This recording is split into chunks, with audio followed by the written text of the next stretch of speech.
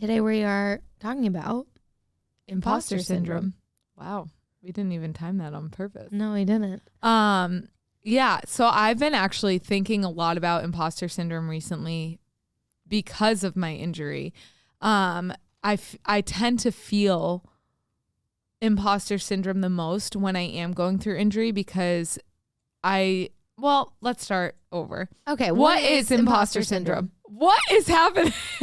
That was awesome. Was that good? What is imposter syndrome? And Carly, are you Googling the definition? Yes, Imposter syndrome is loosely defined as doubting your abilities and feeling like a fraud. It disproportionately affects high-achieving people who find it difficult to accept their accomplishments. Many question whether they're deserving of accolades.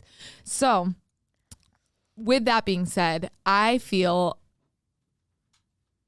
like an imposter when I am coaching people through either a spin class or just personal training or a circuit class because I'm injured and unable to take care of my own body. And that's not how I should look at it at all, but that's when I feel imposter syndrome the most. I almost feel like I'm not deserving of like teaching these people because I can't even manage to take care of myself. Yeah. And I think that's normal. So I feel like I didn't really know much about imposter syndrome until we started our own business. Yeah. And I think the reason why sometimes imposter syndrome comes about is because there are sometimes those people in the background or haters that are like, oh, you're way too young to be doing that. Or, oh, are you sure you know what you're doing? Yeah. Or how long have you been doing this? Yeah. How long have you been doing this? How's your experience? Yeah. Just... And then it makes you self-doubt. Like, should I be doing this? Yeah. Am I doing something wrong? Right. I mean, it gets implanted into your brain and then it becomes like an intrusive thought where you're literally like doing something that you at one point were confident in or have been in the past or always are. And then out of nowhere, all of a sudden you're sitting there, you're thinking to yourself, am I good enough to be doing this? Do I know what I'm doing? Are my workouts trash? Do my clients like what I'm doing? Do people think that I'm worthy of what I've accomplished? Yeah. It is a rabbit hole. It is. And we grew so quickly during 2020.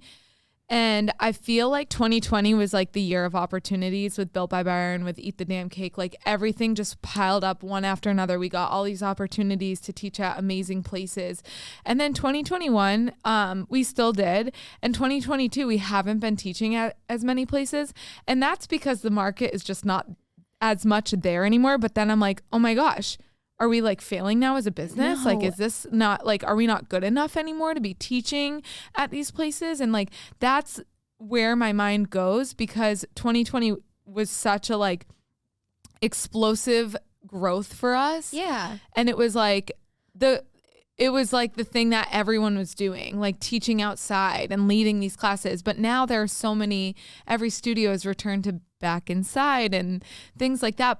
On the other hand, though, we've gained more clients than ever. Well, what I was going to say, I feel like our business has truly changed. It's shifted. Everything is shifting. For a lot of small businesses and fitness businesses, things are shifting. However, I think the group fitness area is super oversaturated right now in the sense of everyone in 2020 that was teaching, they were going into those spaces and reaching out and finding new studios, and new studios were popping up just like Built by Byron. And, everyone was taking those opportunities to teach in large group formats. And now there are so many cool, different, amazing classes to take that it's hard to really establish a massive amount of people if you're only teaching sporadically. Consistency is key, always.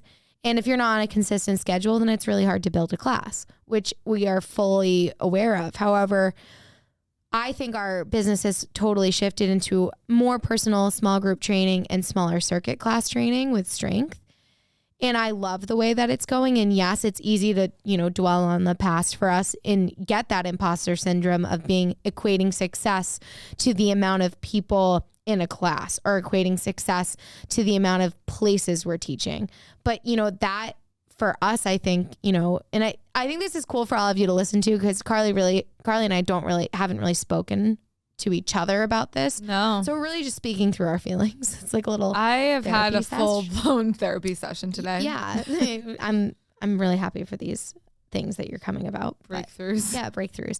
But I think when you start having those negative thoughts towards yourself, you have to think about, well, would I be spreading myself super thin if I kept trying to do everything? Or if I tried to hone in on a couple things and be fucking amazing at it. Yeah. And I think that's where we're making our shift. Yeah, we're honing in on what we're doing really well in. And yeah, obviously a one-off fun big group class is awesome. But now we're deciding where we want to put our energy and how we want to lift people up.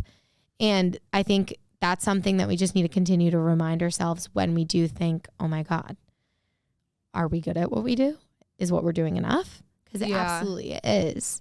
So I looked up, I mean, if you started a business in 2020, if you do super well at work, got a raise, got a promotion, and ever question like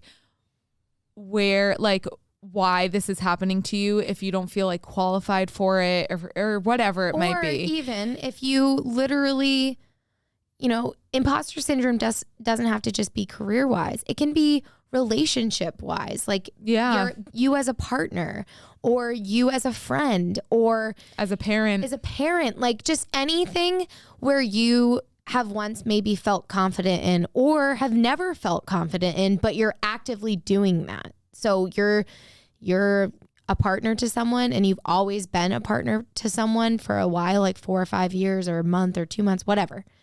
And you're questioning your ability to be a good partner, or, you know, a loving partner or caring. Like if that's just something you've never felt confident in, there are things that you can do to try to help take that imposter syndrome away and regain that confidence, or give yourself that confidence that you've never had. Yeah. There are some strategies that can help you get over it. Get over it. Rub some dirt in it. I was just about to say, maybe work through it. No, get over it. No, I'm just kidding. Like, just get right over it. So you got to learn the facts. Lay the facts out. Facts are facts. Facts are facts. Write them down. Okay. After that, share your feelings. It's easy to talk through it with someone and be like, listen, this is how I'm feeling right now. And these are the facts. And this is what's going on. But then after that, you got to celebrate your success. Everything that you have done, celebrate it. Celebrate the small victories, the big victories, everything in between, because life is too short to not. Well, and I think it's easy to get caught up, right? I think a couple weeks ago, Carly and I kind of sat here when I was talking about our journey, and some days it strikes me, and I'm so proud and excited about how much we've accomplished. And then sometimes imposter syndrome hits, and I think we haven't done enough. In the past few years, I don't do enough day to day. I can't believe I took an hour nap. How fucking dare I? How fucking dare I? That's rest? More what hits me day to day. If I have like a break in the day and I'm so tired and I take a nap or scroll on TikTok or like give myself like a moment to dissociate, I'm like, I should be working. I should be doing something towards our business, towards Bespoke, towards me finding new music, being a better instructor, like whatever it might be. I think about that all the time, day to day. Then it's like, okay, but if I didn't get that sleep, then I wouldn't have been successful the rest of the day. Well, I think it's on the things that I had already planned and already clients I had already. Yeah. And I think, you know, we're all kind of going through this change where, you know, 15, 10, even 5 years ago, the idea was the more you do, the better you are, the more successful you are. And yes, I think grind mentality and the hustle and the grind mentality, there's a place and a time, but also you have to look out the amount of burnout that can happen on our bodies, on our minds, on just like in general. Burnout is a real thing, and you can still be an immensely hard worker going above and beyond and not burn out. And I was also thinking about this the other day. Before 2020 hit, the pandemic, I was on the brink of a burnout, 100%. I was teaching 20 spin classes a week, ride classes, train classes, strength classes, whatever it might be. And then we were trying to start our own business on top of that.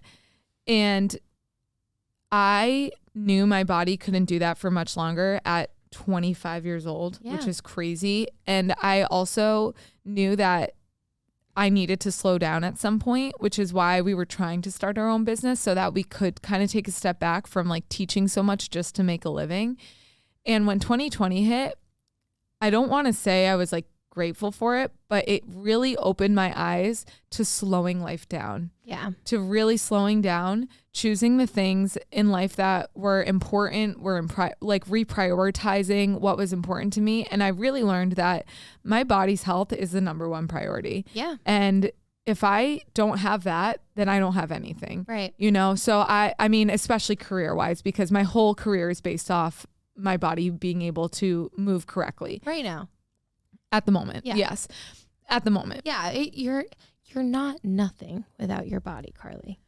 You're something. I have some knowledge. Well, see, here I am going through imposter syndrome. The only thing that matters is my body. And if I don't have my functionality in my body, then I have nothing. It's like, no, but it opened my eyes that I never want to lose that functionality in my body. No, and I know what you're saying. I found that leading up to 2020, every other month I would be out for a month with my ribs. Mm-hmm. So it'd be like, I would teach a month and just like absolutely exhaust myself and then be out for a month. And it just like, that was no way to live. That was no way to teach.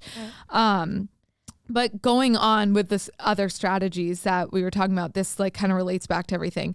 Let go of perfectionism, because nothing in life is perfect. Practice makes practice. It makes better practice. It doesn't make perfect. Yeah. And if you do achieve that perfect level of success, rethink it, because there is no such thing as absolutely perfect out there. No. And I always say, and I post a lot on my Instagram of me lifting sometimes, and I always say progress, not perfection. Yep. You're consistently trying to be a better, stronger, faster, I don't know, or just, staying consistent version of yourself. And progress, not perfection. You're never going to hit that ceiling, because as you continue to get better at what you do, the ceiling's just going to keep raising. Absolutely. Getting higher and higher and higher. And also, if you're not one of those people that is motivated by something like that, find what motivates you. Find something that is an external or internal motivator, and let that kind of be the way that you continue to strive to work or play or, be a mom or a dad or a partner or anything like that. I think it's just reminding ourselves. Sometimes I just have to take a step back and be like, we're on a floating rock. Yeah. And also thinking about the importance of what you're doing in that moment. Like, is this going to define my entire life? Probably not. If it is, it's also going to be okay. And you're good. If you've gotten to that point, then you're probably meant to be there. Yeah. And I think reminding yourself that you're worthy of it. Well, the next one is cultivate self-compassion. Yep. So you got to be compassionate to yourself. You got to let yourself feel all the feelings. You got to really immerse yourself into whatever you're going through. And the other thing is share your failures. It's okay to fail. Yeah. It's actually, that's how you learn. It's important. It's important, because if you didn't fail at all, how would you know? I was listening to a podcast earlier today. The 10s in life and the 1s in life. The 10s are the best things that happen to you. The 1s are the worst things that happen to you. The 1s are like deaths in the family, losing a job, declaring bankruptcy, whatever it might be. The 10s are falling in love, getting married, having kids, whatever that might be. You can't celebrate the 10s without going through the 1s. No. You can't be happy about the 10s without feeling all the emotions of the 1s. And that's what they were saying. So the failures, they're the 1s. The positive reinforcement, the happiest things in your life, those are the 10s. You got to feel all the things, and then you just got to accept it. And that's the last thing.